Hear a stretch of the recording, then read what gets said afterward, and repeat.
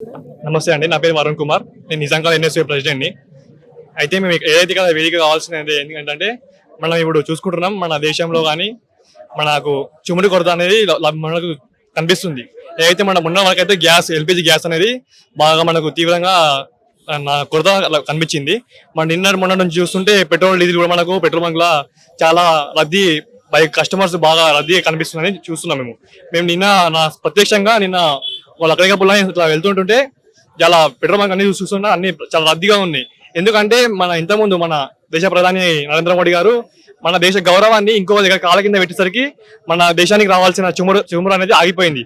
So దీనికి పరిష్కారం ఏమంటారు అంటే మన నరేంద్ర మోడీ చురుగ్గా దీని కొరతని చురుగ్గా పరిష్కారం కోసం ప్రయత్నించాలని కోరుకుంటున్నాము. అంటే ఇంకొక విషయం ఏంటి అంటే జలసంధి నుంచి రావాల్సిన ఏదైతే హార్మోజ్ జలసంధి నుంచి రావాల్సిన ఎల్పిజి 2 ట్యాంకర్లు అయితే మనకి షిప్స్ అయితే వచ్చేసినాయి. మరి ఇప్పటికీ కూడా ఇంకా కొరత ఎందుకు ఉంటుంది అంటే మన గవర్నమెంట్ అనేది ఏ విధంగా దానిపైన చర్యలు తీసుకుంటారంట? ఇప్పుడు మనకు వచ్చేసి 2 వచ్చినాయి మేడం. 2 వస్తే మన దేశం అనేది 140 కోట్ల మన ప్రజలు ఉన్నారు. 2 అంటే అందులో క్వాంటిటీ అనేది మనం మనం యాజ్ పర్ గూగుల్ రికార్డ్స్ లో వచ్చినవి 2 days కి అయిపోతుంటాం. మనం వచ్చింది ఇప్పుడు 1 week ముందు ఈ 1 week పీరియడ్ వచ్చింది. వచ్చేసి కూడా అయిపోతుంది. మళ్ళీ కొత్త మనం ఇంకా ఇప్పుడు డైలీ వస్తేనే మనకు నడిపేది. మనం ఇంతమంది ప్రజలకి ఆ ప్రజలను బట్టే మనకు రావాలి కదా. వచ్చిన 2 మనకి సరిపోతుందని నేను సరిపోదని చెప్తున్నాను.